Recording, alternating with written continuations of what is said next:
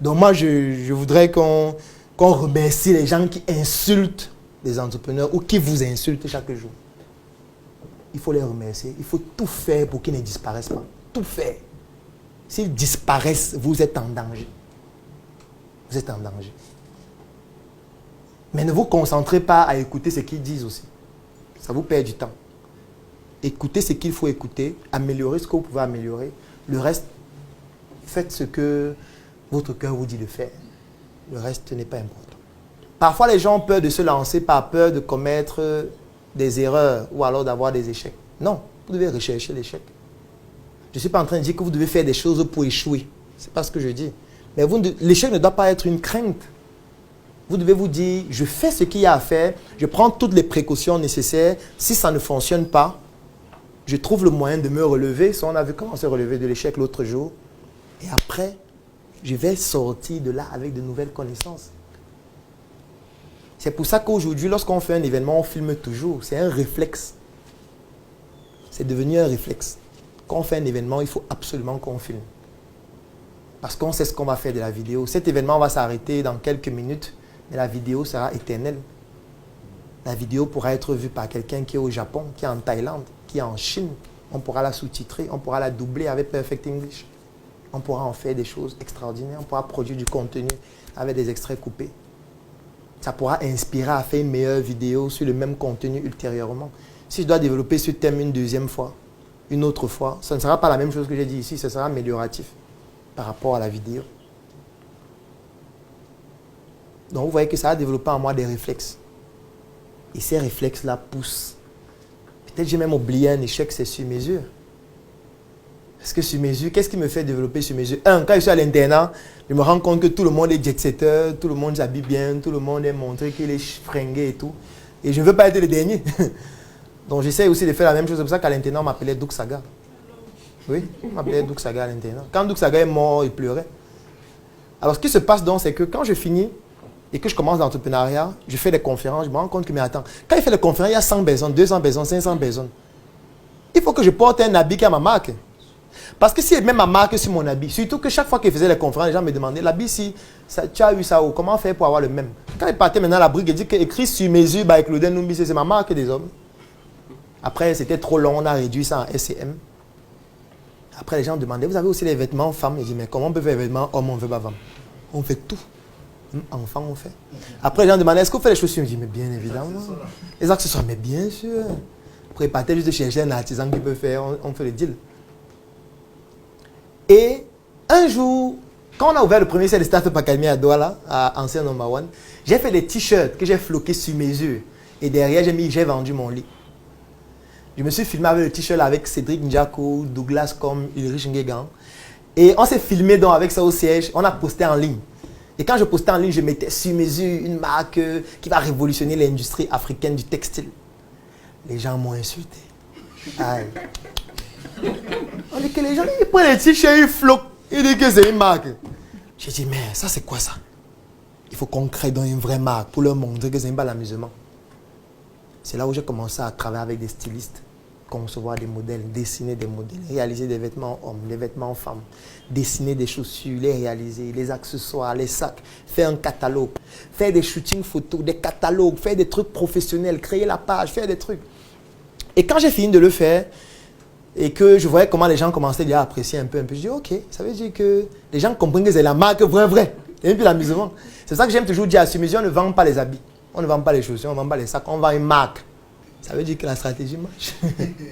Oui, parce que fatalement, c'est quoi? Quand moi je fais mes vidéos sur toi en Sur Mesure, maintenant quand en une année, il y a 40 millions de vues, 50 millions de vues, ça veut dire que 50 millions de vues sur mesure. Ça veut dire que même s'ils n'achètent pas, ça imprime sur mesure dans leur tête inconsciemment. On n'a pas besoin de vendre pour que les gens connaissent la marque. Et ça part des frustrations, ça part des échecs, ça part des difficultés, ça part des clashs, ça part des tontines que tu bouffes en ligne. On t'insulte de partout. Après, tu te remets en question que, mais attends, ce qu'il fait, c'est mauvais ou c'est que c'est... Ils ont raison. Après, tu te remets en question, tu es toujours dans une démarche améliorative. Parce qu'en fait, il y a ces clashs. C'est pour ça que je dis que ne soyez pas contre les gens qui insultent les entrepreneurs. C'est bien. Il faut qu'il y ait des gens qui critiquent ce qu'on fait. C'est important. Sinon, on va devenir tous médiocres. Il faut qu'il y ait des gens qui s'asseyent, qui tirent sur nous tout le temps, régulièrement. Et arrêtez de dire qu'ils sont aigris, ils ne nous aiment pas. Non. Utilise ça comme une pierre qu'on te lance pour construire ton empire de pierre. C'est de ça qu'il s'agit. Si tu n'as pas des gens qui tirent sur toi, tu vas devenir médiocre. Très vite. Il faut qu'il y ait des gens qui trouvent toujours des manquements par rapport à ce que tu fais. C'est comme ça qu'on s'améliore. Mais nous sommes dans un environnement où on a l'impression que ce sont des jaloux. Non, ce ne sont pas des jaloux. Maintenant, il ne faudrait pas qu'au quotidien, tu restes voir ce qu'on dit sur toi en mal. Ça ne sert à rien. Ça, c'est une perte de temps. Si on te dit que quelqu'un a dit ça par rapport à ton activité, il dit que tu es un arnaqueur, machin, tu dis, ok, il n'y a pas de souci. Tu trouves le moyen d'améliorer ce que tu fais. Tu trouves le moyen de mieux faire. Mais ce qu'il faut que tu saches, c'est qu'un jour, il y a une vidéo de Paul Focam qu'on a postée en ligne. Je regardais les commentaires, quelqu'un disait, le banquier, c'est un bandit. Ça m'a un peu fait... J'ai un peu tremblé. Et j'ai dit, Paul Focam, avec tout ce qu'il a réalisé là, palpable, ça veut dire que tu passes en route. Tu vois, Avalan First Banquier là, tu vois CCI qui est là. Tu vois les usines qu'il a mis sur pied. Citracel, le papier hygiénique qu'on a, c'est lui. Vox Africa, la chaîne, c'est palpable. Tu vois Afredit qui est sa maison d'édition. Tu vois ses livres qui sont sur le marché. Il est milliardaire. Il a ses maisons partout. Mais quelqu'un dit que c'est un bandit ou c'est un arnaqueur. Ça veut dire que pour toi, ça ne va jamais finir. Jamais. Ça veut dire que tu ne dois pas t'intéresser à ça jusqu'à ce que ça devienne un sujet qui te crispe jusqu'à ce que tu arrêtes d'avancer. Non. Au contraire, il faut que tu te dises, je dois faire un peu plus pour prouver. En fait, ça te permet de t'améliorer. Même si quand Dieu ne dit que tu es un bandit, en fait, tu es en train de t'améliorer. Il faut juste que tu te poses la question, est-ce que je suis meilleur que la version que j'étais hier? Si c'est le cas, ça va. Tu progresses. Et eux, ils t'aident à progresser un peu plus, à avoir des projets un peu plus fous. Parce que quand tu vas faire quelque chose, ils vont dire, ma fiche de camp, Startup Group, c'est quoi?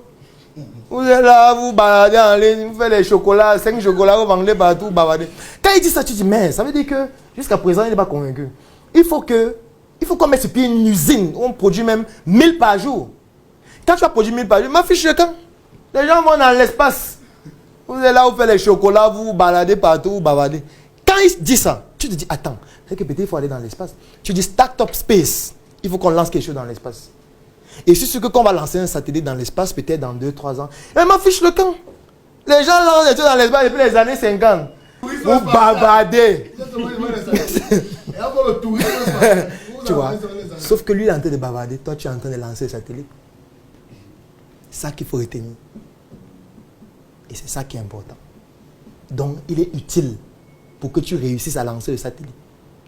Il est utile pour que tu réussisses à gagner plus d'argent. Il dit, m'affiche le camp. Il faut les conférences, il bavarde. Quand la conférence finit, il prend la moto. Il n'a pas d'argent. Il dit la liberté financière. Quand il dit ça, tu dis, ah, ok. Ça veut dire qu'il me faut la voiture. Tu te bats, tu essaies de gagner plus d'argent. Tu achètes ta voiture. M'affiche le camp. La voiture, les voitures qu'on vend à la casse là. Il achète la voiture à 200 000, ça en panne tout le temps, il bavarde tout le temps.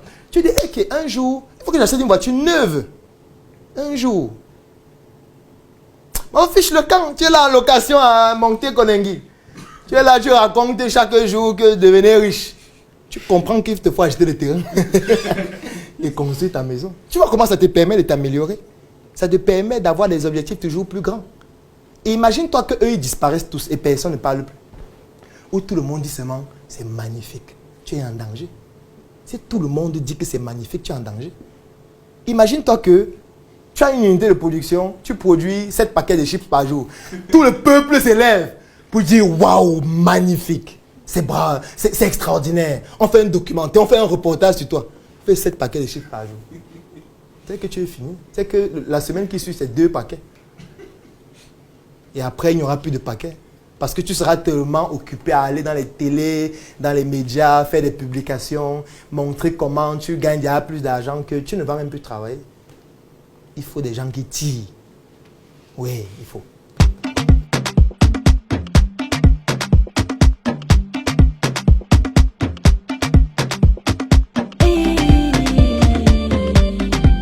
Donne-moi mon joker.